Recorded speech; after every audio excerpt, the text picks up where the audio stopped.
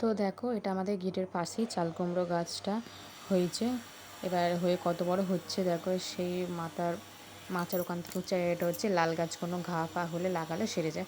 আর এই দেখো পুঁই শাক এখান থেকে স্টার্ট হয়েছে। পুঁই শাক দেখেছো ডান্ডি কত মোটা মোটা। পুঁই শাক মাংস দিয়ে বলো বা চচ্চড়ি দিয়ে বলো, খুব সুন্দর লাগবে খেতে। মাংস দিয়েও কিন্তু খায় লোকে, মুরগির মাংস দিয়েও খায়, ঠিক আছে, খুব ভালো লাগে। পুঁই শাক যাতেই দেবে না কেন তাতেই মজে যাবে, ঠিক আছে। দেখো কত বড় বড় পাতা, দেখেছো।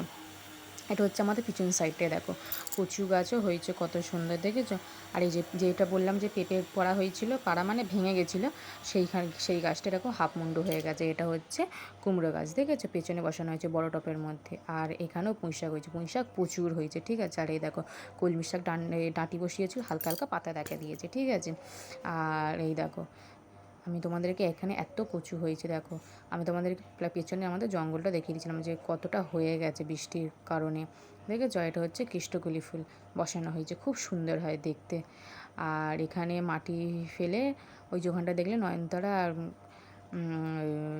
পুঁইশাক গাছ বসানো হয়েছে। আর তুলসী গাছটা কত ঝাঁকড়ানো হয়েছে, এটা আমাদের গেটে পাশে ঢুকতেই।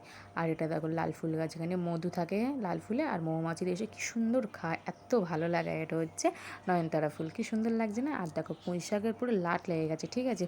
কিন্তু কি বলো তো, আমরা এইদিক ওই দিক মানে ফেলে দিতে হয়ে যায়। এটা হচ্ছে বিটুলি, সে বললাম অসময় বিটুলি হয়েছিল। এই দেখো দেখাচ্ছি, মাটি ফেলে এখানে ফেলা হয়েছে, দেখেছো কতগুলো। তো দেখতেই পেলে আমি গাছের ভিডিওগুলো রেখে দিয়েছি। একটা ভিডিওতে তো অতগুলো দেওয়া সম্ভব না, যদি আসে তো আমি সব ভিডিওই দিয়ে দেবো। গাছে যদি না আসে তাহলে হাফ হাফ দিতে হবে।